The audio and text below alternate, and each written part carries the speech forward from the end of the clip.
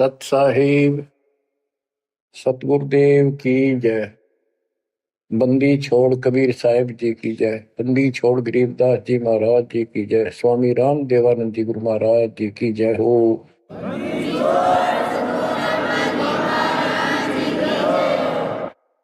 सर्व संतों की जय, सर्व भक्तों की जय, धर्मी पुरुषों की जय।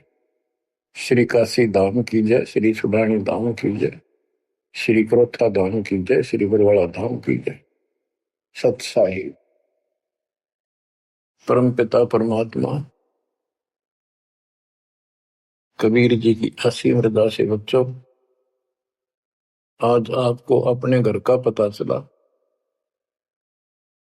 ये अरहट वाले कुएं में, ये अरहट का कुआ लोई यागल बंधा है सब कोई, कीड़ी कुंज पर अवतारा, हर हट डोरी बंधे कई बारा। इस हर हट जैसे कुएं में बहुत बार चक्कर काट चुके हो। अब इस झंझट से छूटने का समय आ गया। आप किसी से पूछ लो, कोई भी मरना नहीं चाहता, पर सबको पता यहां रह भी कोई नहीं का। यह समस्या क्यों है? ये इसलिए है कि अब मृत्यु अच्छी चीज नहीं, सबसे घटिया ये है। फिर उम्र दोस्त था, जब तक जवान रहता है रोगी रोटी के चक्कर में उड़ जा रहा है, बस की बात नहीं। यहाँ की व्यवस्था ऐसी है, छोटे छोटे बच्चे होंगे, उनके पालने के लिए मर मिटता इंसान और करना पड़े। देखे जहां भूखे बैठे, तो ये मजबूरी है अपनी। और फिर सारा जीवन बच्चों को पाल पोस कर पढ़ा कर शादी कर दी, उनके बच्चे हो गए। बच्चों, अपना कर्म के साथ जीव आप बैठे। बच्चे कितने अच्छे हों, कितनी अच्छी बहू आ जा पुत्रवधू, लेकिन कर्म में दुख है तो कोई न कोई इसी आंट ला देगा काल। वो चाह कभी आप उसकी मदद नहीं कर पाओगे, उसके कर्म ना करने दे। जैसे आपको बताया, या फिर कोई ऐसी बीमारी हो जाएगी, बच्चे भी, बेटा भी, पुत्र वधू भी दोनों बैठ कर रोने जाएंगे और चिल्लाए जा। सास या ससुर कोई भी है, वो कर्महीन इंसान दुखता होंगे। वो दवाई भी जो आ सके हैं अच्छे हॉस्पिटल में ले जाएंगे, लेकिन उस दुख उस दर्द 29 ने कौन मिटा होगा? बच्चों, बहुत बार समझा दिया आपको, कति आंख नहीं खुलने देता। यू काल केवल सतगुरु शरण में आने से इस काल का प्रभाव हट जाता है कुछ समय के लिए, और तब ये बातें अच्छी लगती हैं। ना कोई गाना, ना कोई बेंजू बजे, ना कोई अच्छा सुर निकाल ले जाते, केवल ये परमात्मा की अमर कथा सुनाई जाती है, उस दाता की बोली, उस कबीर परमात्मा की महिमा सुनाई जाती है। और धीरे धीरे जब पाप कम होते चले जाते हैं, यह इतनी अच्छी लगती है। वो गाने सुना करते भगवती एक अन्य के लिए लगते इनके सामने, तो पाप कर्म जितने कटते चले जाएंगे, इतने ही ये आत्मा का आहार इसे अच्छा लगने लग जाएगा। ये बहुत सी घटनाएं सारे घट रही हैं, पर एक आधा सुनाने से सभी समझ में आ जाती है। एक व्यक्ति को अधर्म मार गया, पैरालिसिस होगा, और उसके 4 एकड़ जमीन थी, उन्हें 16 एकड़ बढ़ा दी। सारी जिंदगी मेहनत करी खूब कंजूसी के साथ। भगवान को जाने कौन था, कोई सुनता ही नहीं भगवान के बारे में। था उसको 4 लड़के हो गए, चारों की शादी कर दी, चारों अलग अलग हो गए। उसको पैरालिसिस हो गया। अब उसको कोई नहीं उठा उन चारों में था, और बच्चे उसके पास से निकल जा। गांव के व्यक्तियों को पता चला, वो आए, उन बच्चों को समझाया, भाई बाप है, इसने कितना कुछ किया तुम्हारे लिए, कुछ तो शर्म करो। तो एक ने शर्म के मारे कुछ 10-5 दिन की सेवा फिर छोड़ दी।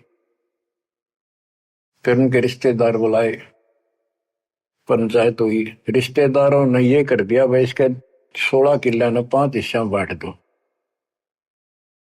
तो 3 एकड़ जमीन तो इसका हुआ है, इसको दो, 3 किले इसके छोड़ दो, और जो इसकी सेवा करेगा वो लो।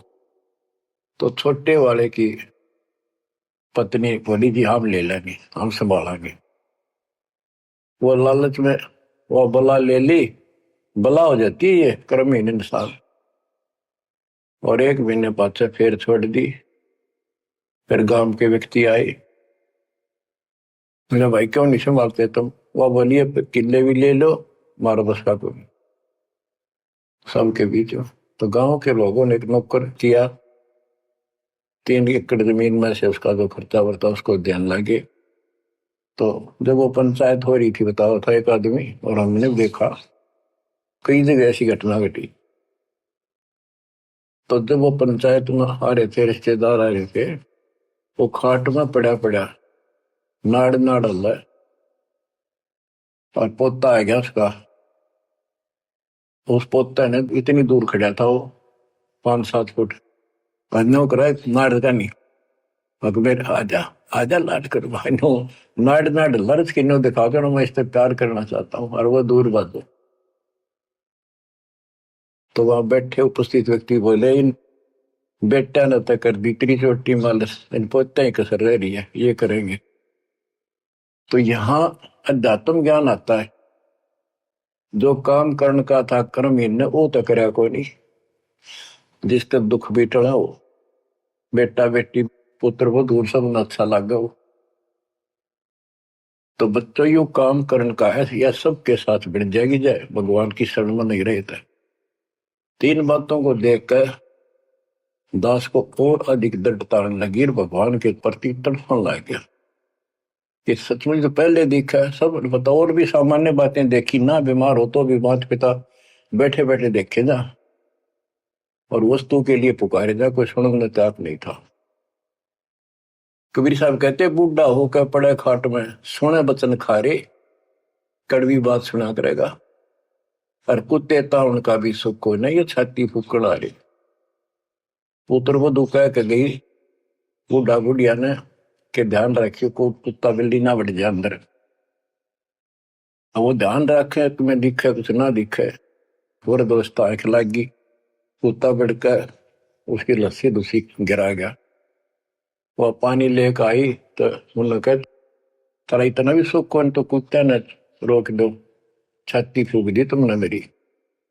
तो परमात्मा कहे फिर ये एक वचन सुनोगे तुम, ये कथा सुनने को मिलेगी अमर कथा तुम्हारे को। जो काम करने का वो कर लो, भक्ति करो, और फिर देख घर में भी सुख, शरीर में भी सुख, और सारे बच्चे भी भक्ति मार्ग पर लग जाएंगे।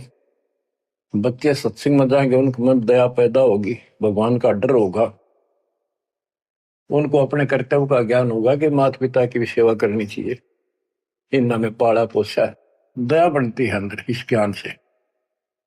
तो बच्चों इस भक्ति इस सत्संग के बिना इंसान ऐसे जड़े डोका मर जाता है, और जब तक ये ज्ञान नहीं होता वो काम हमने सबसे उत्तम और बस इतना ही ठीक, वो अच्छा लग रहा था।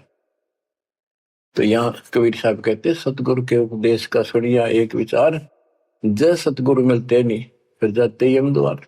वो दुख और आगे देखो, मृत्यु के बाद यम के दूत घसीट के ले जाएंगे धर्मराय के उस न्यायाधीश के दरबार में, फिर उनका फैसला होगा इसको नरक में डालो, इतने वर्ष, इतने दिन, इतनी घड़ी कैलकुलेटेड होते होंगे। यम के दूत उनको लेकर चलते तोड़ के तोड़ने क्यों, 1 लाख का हिसाब हो डेली, दे लट्ठा दे लट्ठा। वो नरक से वापस भाजे, उनका लठ मारे भाले ठोकर, जबरदस्ती लात मार के ठोकर मार के नरक में गिरे। कहते नरक द्वार में दूत सफर करते क्या चाहतान, उन तक वो ना छूटता करता चारों खानी।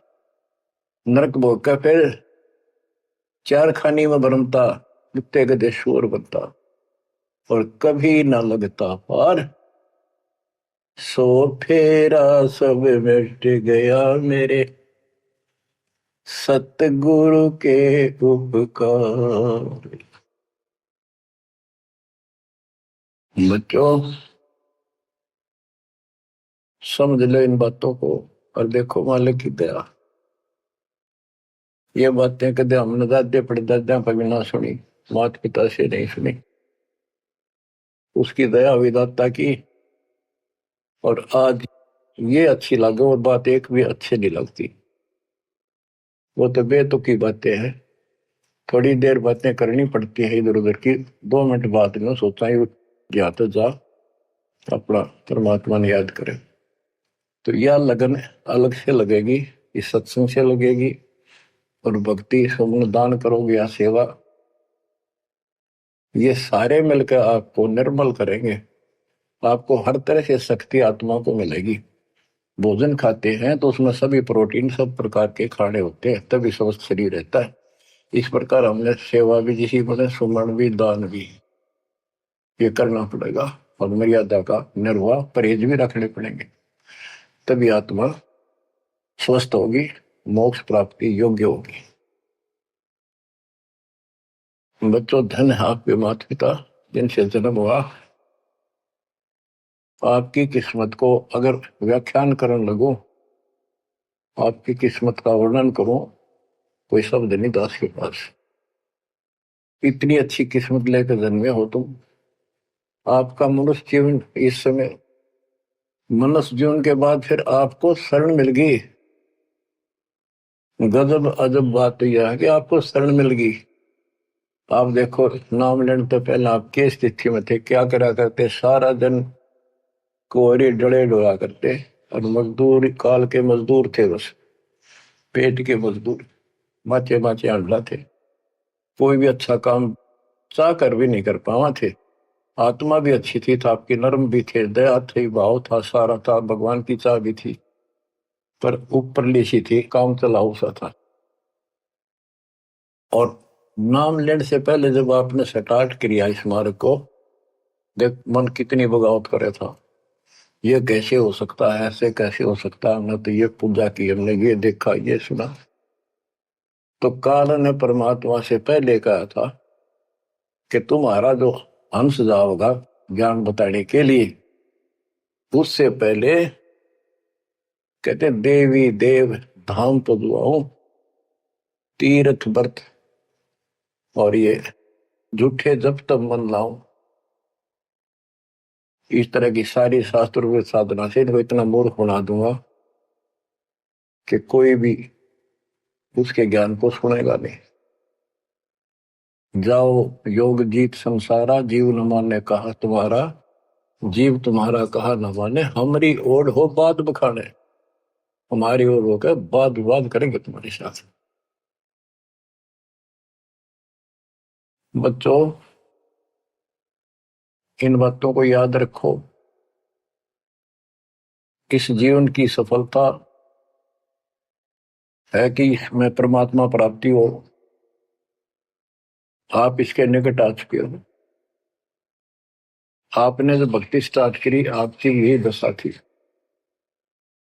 कति मन मान कर राजी नहीं था, और उस दाता देखो अपने बच्चों को कैसे कैसे कैसे कोई न कोई भेज के अपना बहन भाई रह रह कर कथा सुनाई। कभी अच्छी लगी, कभी ना लगी, धीरे धीरे पाप कटते गए, सुनते चले गए। कहते सो सब सिदर मैं करूं अपने जन के काज, हरनक से पूजो मार दो नरसिंह दर के साज। इब्राहिम सुल्तान के साथ कितने खाड़े कर दिए, कितना पीछे पड़ गया जाता अपने बच्चे को नरक से निकालने के लिए। यही दशा अपनी थी। उस दाता ने कोई न कोई कारण बना के अपने को राह दिखाया है। हरे बच्चों समझो इस मार्ग को, क्योंकि ये कथा जो सारी सुनाई जाती है, ये आत्मा को सहारा देती है। ये आत्मा बहुत सतर्क हो जाती है, इन पर सब पर विचार करती है, तब इस मन को साइड कर देती है कि बस बहुत हो लिया। आप देखो क्या हाल है, कल न पशु बन जाओगे, और पहले बेरा ने कितनी बार बन लिए। तो परमात्मा आपको बहुत लंबे समय से तैयार करते करते करते करते आ रहे, और आप भी लगे रहे। जैसे भी जितना दाव लगा जिस जन्म में आप कर गए, फिर काल का प्रभाव ज्यादा था, नहीं पार बसाई छूट गया मार्ग। जो गुरुद्रोही हो जाते हैं ना, वो सदा के लिए खत्म हो जाते हैं। वो तो अरबों खरबों वर्षों तक धक्के खाओगे। आप विमुख होते रहे, जैसे राबिया विमुख हुई। स्टार्ट वहां से नहीं था उसका, बहुत पीछे से था, लेकिन भक्ति की चाह बनी रही बनी रही, दाता फिर मिलते रही।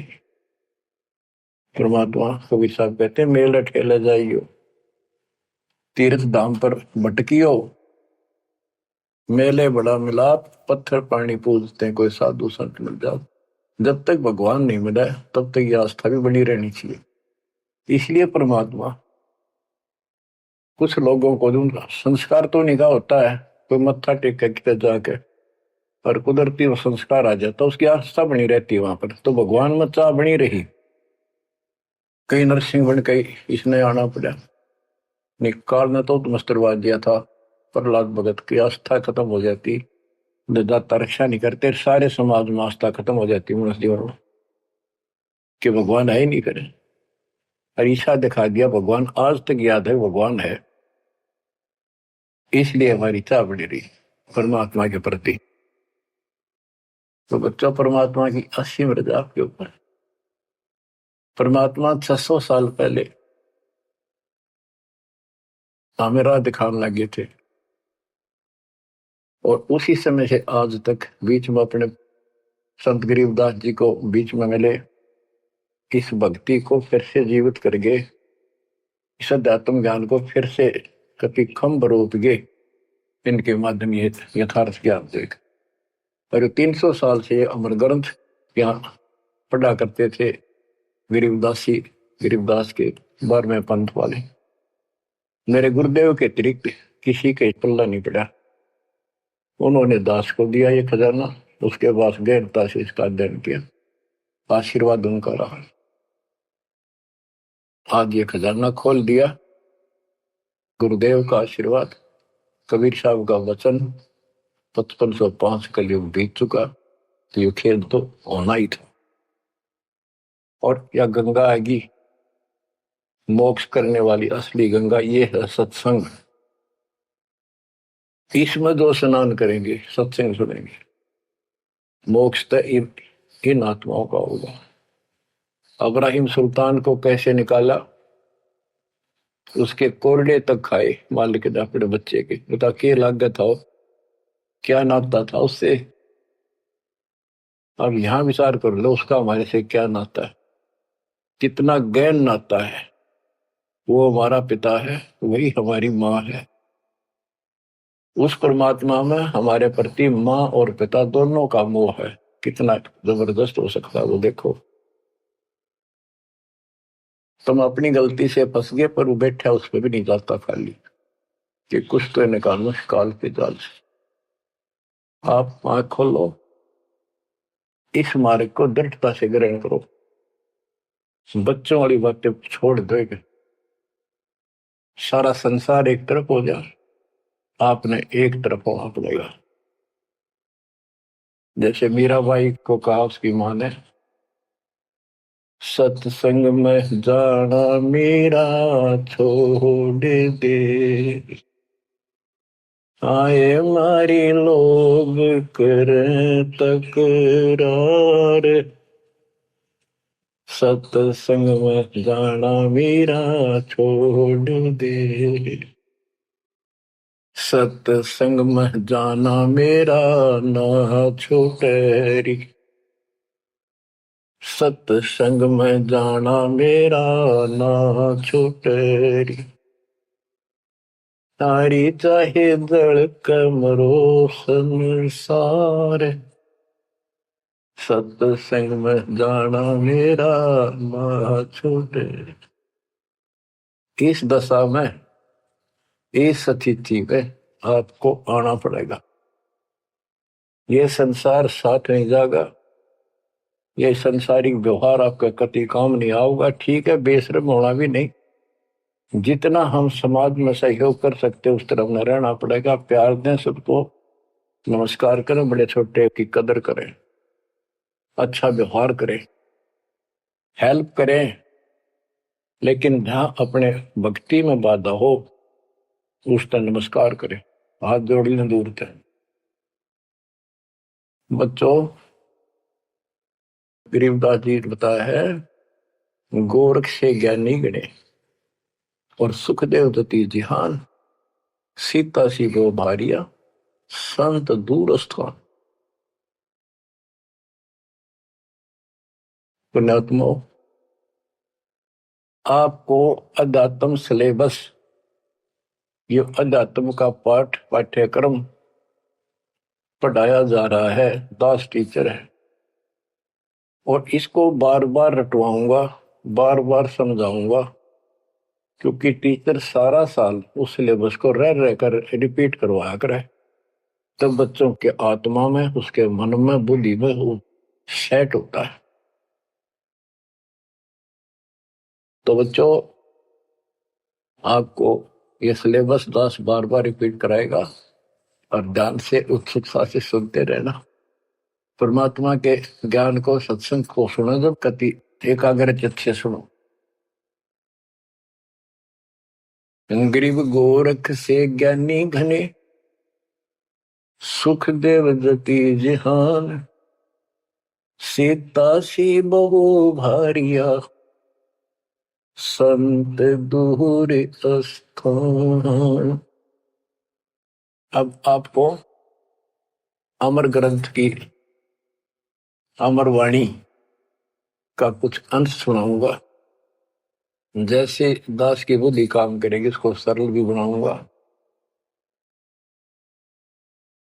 गरीब यज्ञ रची जब पांडो राजा, नो नाथो नहीं ना दुहवाजा, 84 सिद्ध रिद्ध सब मोहे, पूर्ण ब्रह्म ध्यान नहीं जो है।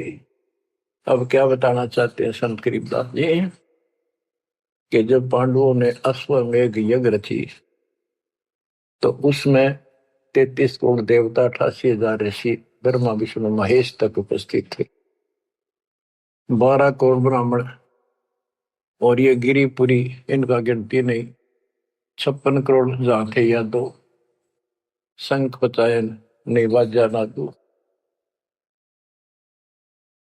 तो कहने का भाव ये है कि गोरख से ज्ञानी गणे, सुखदेव जति जिहान, प्रसंग ये है। और सीता सी बहु बारिया संत दूर स्थान। पांडवों ने अश्वमेघ यज्ञ क्यों की थी? श्री कृष्ण जी जो उनके गुरु थे, त्रिलोकीनाथ विष्णु अवतार, उन्होंने बताया था कि तुमने, क्योंकि युधिष्ठिर जी को भयंकर स्वप्न आने लगे, बेचैनी होगी, भूख गई, रात की नींद गई, वैद्यों से इलाज करा लिया, कोई आराम नहीं हुआ। श्री कृष्ण जी के गुरु थे, उनसे समाधान जाना और कारण पूछा कि होया क्यों। तब श्री कृष्ण जी कहते, तुमने जो बंदूक घात किए हैं, युद्ध में, महाभारत में आदमी मारे और अपने प्रियजन मारे, रिश्तेदार मारे, ये पाप वो हानि कर रहा है, वो सेध रहा है। समाधान ये है कि अश्वमेघ यज्ञ करो और पूरी पृथ्वी पर न्योता दे दो, कोई आओ, धर्म यज्ञ करो एक, और धर्म यज्ञ सफल होगी तो तुम्हारा यह दुख दूर होगा, अन्यथा नहीं होगा। और यज्ञ संपूर्ण होने की, सफल होने का चिन्ह बना दिया, बता दिया निशानी, कि एक शंख 5 मुंह का, पंचानन शंख, उसको पंचजन्य भी बोल देते हैं। पंचायन, आनंद माने मुख होते हैं, पंचानन 5 मुख का शंख एक अलग स्थान पर रखा जाएगा। वो कोई बजाएगा नहीं, आप पर बाजेगा। वो बाजेगा तब जब कोई पूर्ण संत, अच्छी करने वाला उसमें भोजन खा लेगा। तो 33 करोड़ देवता बुला लिए, 88,000 ऋषि आगे, 12 करोड़ ब्राह्मण आगे, तो किसी से भी शंख नहीं बजा। न्योता देने के लिए चारों पांडवों की चारों दिशा में ड्यूटी लाई थी युधिष्ठिर ने, छोड़ दिया कि भी न्योता दे का निमंत्रण दो। भीम का निमंत्रण देने की जो दिशा थी, ड्यूटी थी जिस साइड में, उसमें सुदर्शन नाम के एक सुपच, जिसे आजकल शेड्यूल कास्ट कहते हैं, उसमें सुपच कहते थे, और वाल्मीकि जाति में थे वो। भीम वहां गया। भीम ने उनको निमंत्रण दिया कि भगत जी हमारे वहां आइयो, और मैं युधिष्ठिर राजा का भाई भीम हूं, और ऐसे ऐसे हमने एक अश्वमेध यज्ञ रची है, आप आमंत्रित हैं। तब सुदर्शन जी ने कहा, सुपच ने, कि भीम तुमने तो इतना पाप कर रखा, कसाई भी फीका पड़ जाए। तुमने ऐसा जुल्म कर दिया, वो बहन आज तक रो रही है जो विधवा होगी सैनिकों की, उनके बच्चे टक्कर मार रहे हैं, माँ से पूछ रहे हैं पिताजी कब आएंगे छुट्टी। उनकी माँ एकांत में ज्यादा रो रही है, तुम बैठ के ठाठ कर रहे हो और तुम मौज कर रहे हो, तुम तो नरक में डाले जाओगे। मुझे बुलाना है, जो अश्वमेघ तुम करने जा रहे हो, ऐसी अश्वमेघ 100 का फल मुझे संकल्प करो, 100, तब मैं तुम्हारे जाके रोटी खाऊं, मैं कौन पड़े से नरक में।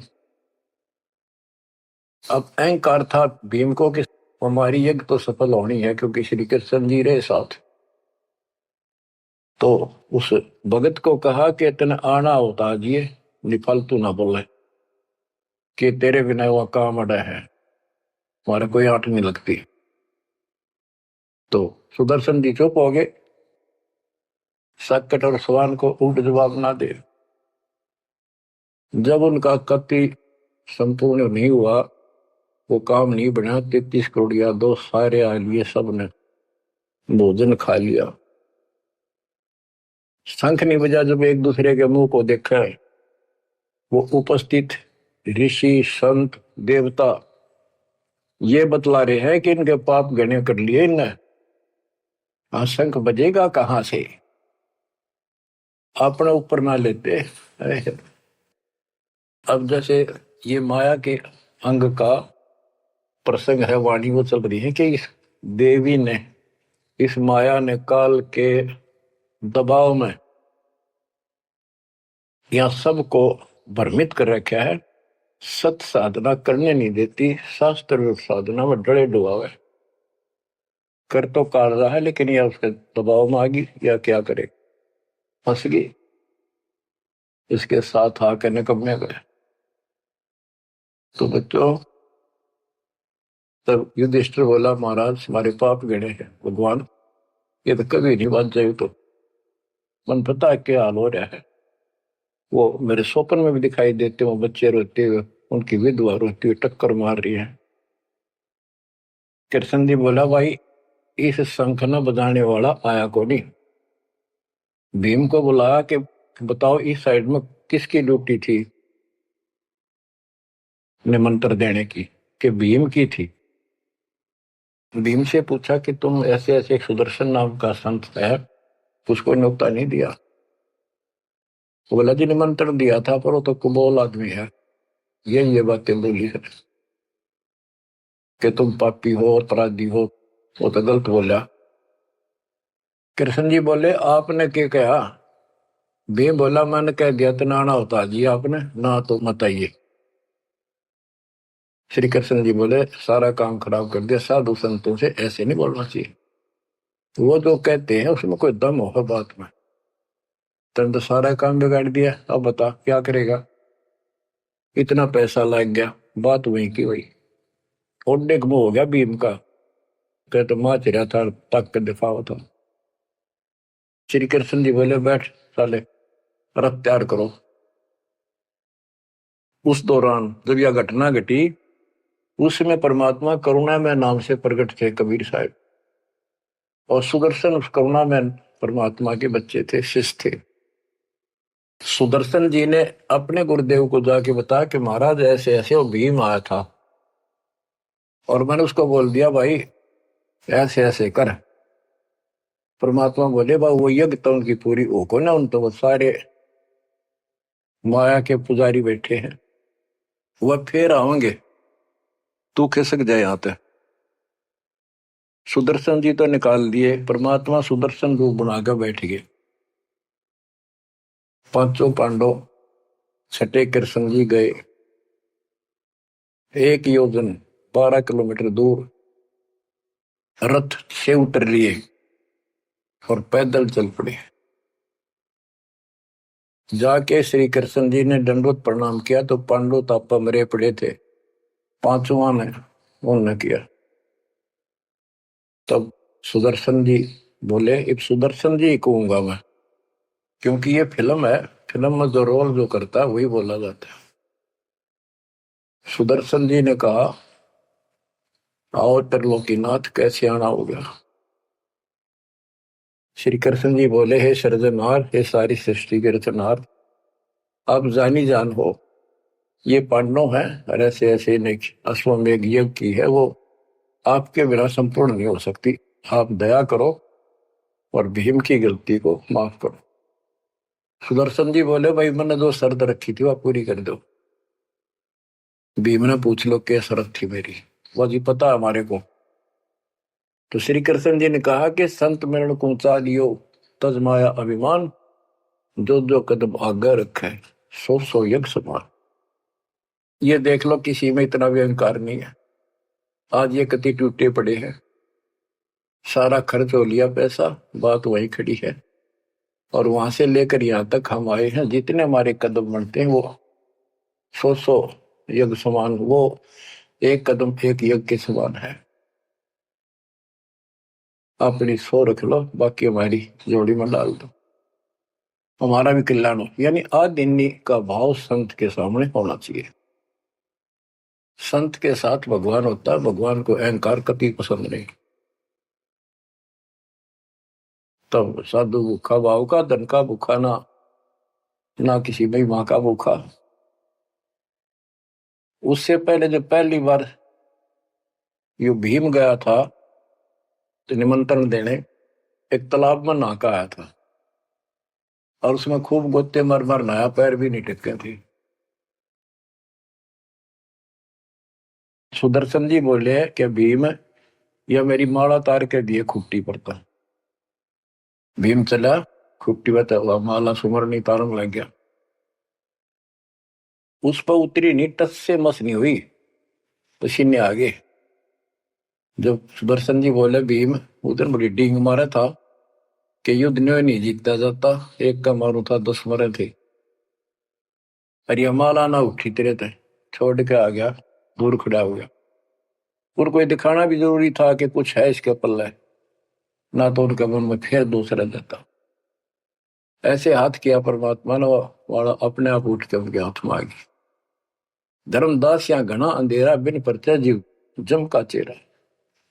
अगर थोड़ा बहुत ना दिखाऊं अपनी शक्ति तो काल का बंधेरा मेरी तरफ आवे को नहीं। उस दिन तो बड़ी बात बोल रहा था भीम, और सुन ले, तेरे जैसे पहलवान बहुत होगा जाएंगे। जिसमें तू उस दिन स्नान करके आया था ना, वह खोपड़ी थी उस कुंभकर्ण की। खोपड़ी, ये सर का ऊपर ऊपर का कटोरा,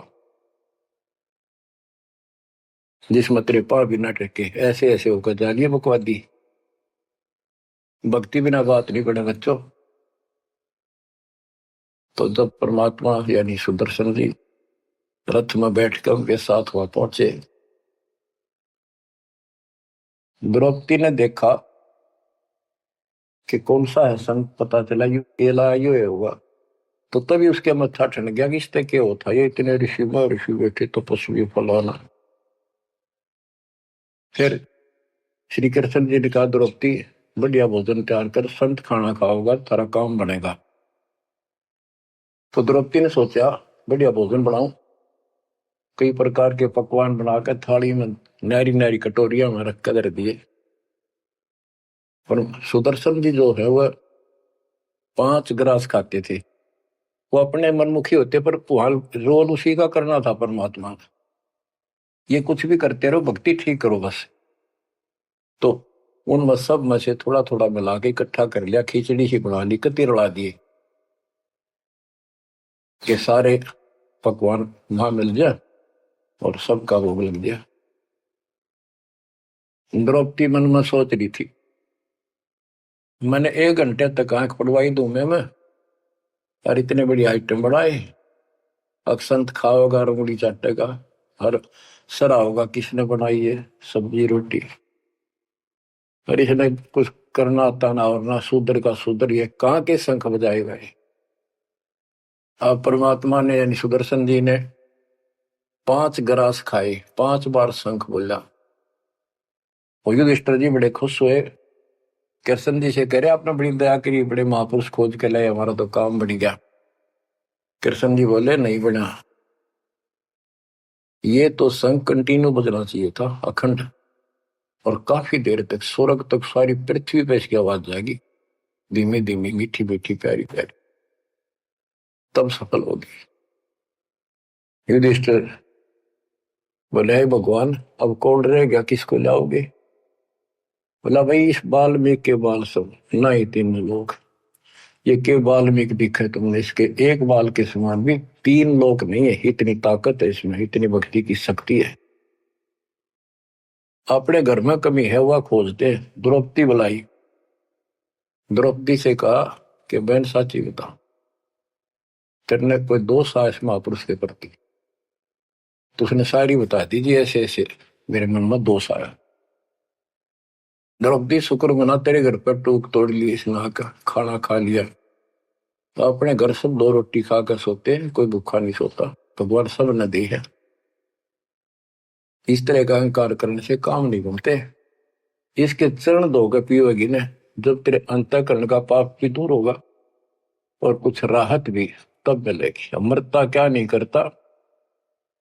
द्रौपदी लाई बढ़िया सी थाली प्रात उठाकर चांदी की, और उसमें लोटा लेकर संत के चरण धोए, गाल के कटोरे में पीण लगी। कृष्ण जी बोले बहना दा मुझे भी देना, इसे महापुरुष का चरणामृत कद कद मिल रहा है। तो आधा द्रौपदी ने पिया, आधा श्री कृष्ण जी ने। और फिर वो देखो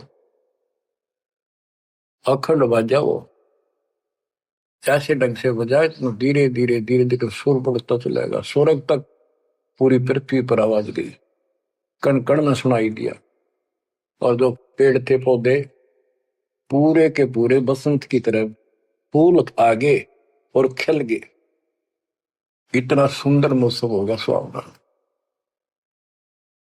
गोरख से ज्ञानी गढ़े और सुख दे जती जिहान, सीता सी वो भारिया संत दूर स्थान। संत को ऊपर दिखावे से ज्यादा मीठी मीठी लंबी चौड़ी कथा सुनाने से, अटपट करके प्रवचन करने से पहचाना नहीं जा सकता। तो बच्चों न जीव की सी बुद्धि है को पहचान ले, पहचान लिए होते तक कबीर भगवान आए न थे, संत गरीबदास जी आ रहे कहने गए। अब बच्चों आपको थोड़ी सी अमृत वाणी सुनाता हूं। ग्रीव फिर पांडवों की यज्ञ में शंख पंचायन टेरे, 12 कोटि पंडित जहां पड़ी सबन की मेरे। यज्ञ रची जब पांडव राजा, 9 नाथों ने नादू बाजा।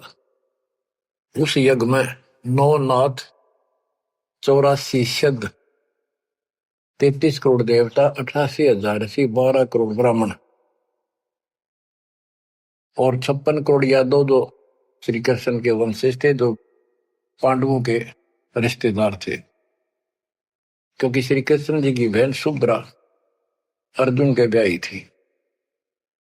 या क्या कहते हैं, यज्ञ रची जब पांडव राजा, 9 नाथों ने नादू बाजा। 84 सिद्ध रिद्धि सब मोहे, पूर्ण ब्रह्म ध्यान नहीं जो है। अब माया के उनकी वाणी पर देखो छिए, इन्होंने बताया है कि 84 सिद्ध 9 नाथ ये रिद्धि सिद्धि में उलझा रखे थे। 84 सिद्ध रिद्धि सब मोहे, इन्होंने पूर्ण ब्रह्म ध्यान नहीं जो है, पूर्ण परमात्मा की भक्ति नहीं करी। कोटि 33 यज्ञ के माही, सुर नर मुनि जन गिनती नाही। 56 कोटि जहां थे यादो हो, जिनसे नाही बाजा नादू हो। कोटिक वक्ता वेद उचारी, ना बयम संपूर्ण सारी। सठ दर्शन की गिनती नाही, अनाथ जीव जी में बो माही। ओहो, सठ दर्शन ये गिरिपुरी कहती है बहुत गड़े आए हुए थे, और अनाथ जीव भी बहुत गड़े आए। सुर नर मुनि जन तपा सन्यासी, दंडी वृत्त बहुत उदासी। कामधेनु कल्प वृक्ष ही लाए, 3 लोक के सुर नर आए। 5 पांडव कृष्ण शरीरा, जिनसे यज्ञ बही निधीरा। होय होय, 5 पांडव और श्री कृष्ण जी वही खाना खा चुके थे, उनसे यज्ञ बही नहीं थीरा, उनसे यज्ञ नहीं हुई पूरी। एक बाल्मीक नीचे कुल साधु, जिन शंख पचायन पूरे नादु। और गनो माया के पूता, ब्रह्म जोगनी सब ही दूता। ओहो, कहते हैं एक बाल्मीक नीचे कुल साधु, जिन शंख पचायन पूरे नादु। ये और गनो माया के पूता, ये औरतें माया के भ्रमित है, माया सिद्धि प्राप्त करके लोगों को प्रदर्शन करना, ये भी माया जाल। या महिमा पागी न इनमें खेल ले गए खिलौने से, या माया ये देवी न उलझा रखे काल के दबाव।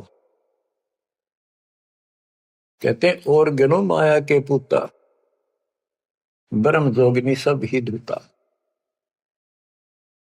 अब क्या बताते हैं, गिरि 5 पांडव संग हैं, और 6 कृष्ण मुरार। चलिए हमारी यज्ञ में हे समर्थ सिरजनहार। अब श्री कृष्ण जी भी तो 3 लोक के मालिक हैं, पिछले संस्कारी हंस है। परमात्मा ने उनको सद्बुद्धि दी, उनकी दिव्य दृष्टि खोली कुछ समय के लिए, तो उनको भगवान दिखाई दी था। वो सुदर्शन उस दिन थे भी भगवान, पर उसको एहसास था, क्योंकि अध्यात्म मार्ग के अंदर अपने आप आत्मा अपने से शक्तिशाली के आगे नीचे हो जाती है, मुरझा जाती है। गिरि 5 पांडव संग हैं, और 6 कृष्ण मुरारे। चलिए हमारी युग में समर्थ सृजनहार। गिरि पांडव यज्ञ अश्वमेघ में, सतगुरु किया पिया ने। 5 पांडव संग चले, और 6 भगवान। गिरि पांडव यज्ञ अश्वमेध में, वाल्मीकि की बे। शंख पचायन बजाइया, राख्या नहीं संदेह। गिरिव सुपच रूप धर आइया, सतगुरु पुरुष कबीर। 3 लोक की मेदनी, सुर नर मुनि जन भीड़। कहते हो सुपच का रूप धरकर स्वयं सतगुरु परमेश्वर कबीर जी आए, जहां पर 3 लोक की सेना बैठी थी मेदनी, या दुनिया भरी पड़ी थी। 33 करोड़ देवता, 88,000 शेरियो, 56 करोड़ यादव। 33 कोटि यज्ञ में आए, 688 सारे। 12 कोटि वेद के वक्ता, सुपच का शंख बजा रे।